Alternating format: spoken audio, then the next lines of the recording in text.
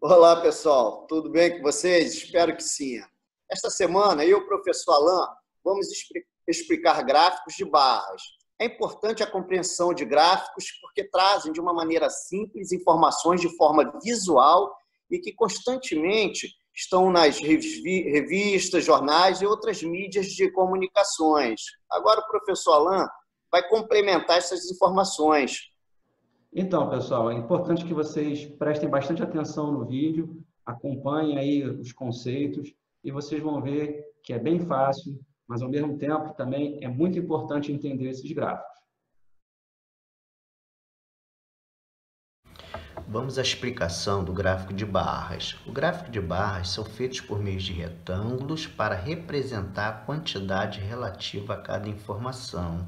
Então, todo gráfico de barra é representado por retângulos. Está aqui um retângulo, outro retângulo, outro retângulo, tá certo?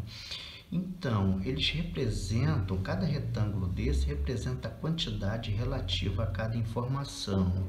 Então, esta informação aqui é representada pela quantidade deste retângulo. Esta informação é representada pela quantidade deste retângulo. E assim por diante, certo? Então, as barras dos gráficos podem ser apresentadas por meio de barras verticais ou horizontais.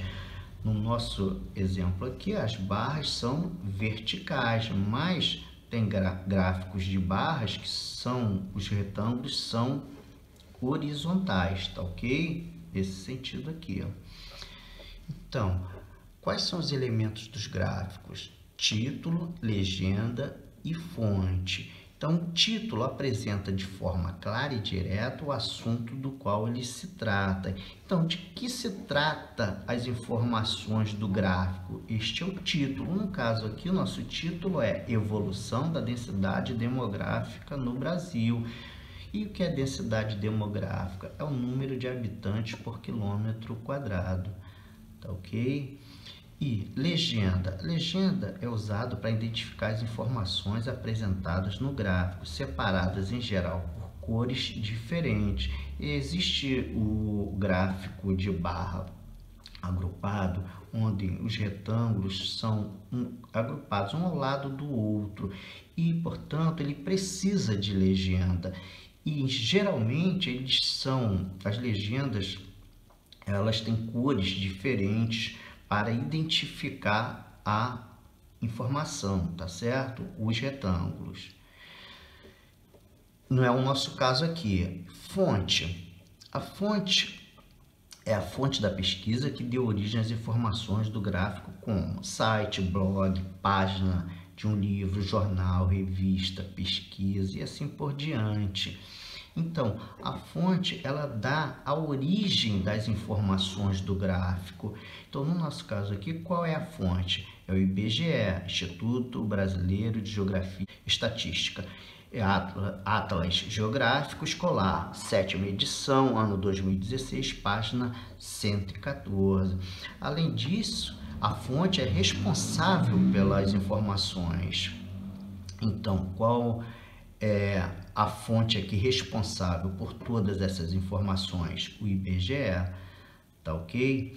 Então, além disso, o gráfico tem dois eixos, um horizontal e um vertical. O eixo horizontal também é conhecido como eixo das categorias, que podem ser valores ou informações. Poderia ser informações aqui também, tá ok? E o eixo vertical também é chamado eixo dos valores, onde nós só teremos valores, tá ok? Agora, o professor Alain explicará alguns exemplos. Bom, pessoal, vamos ver então agora alguns exemplos de gráficos de barras. Então, no primeiro gráfico, a gente tem a população da Baixada Fluminense, com os principais municípios.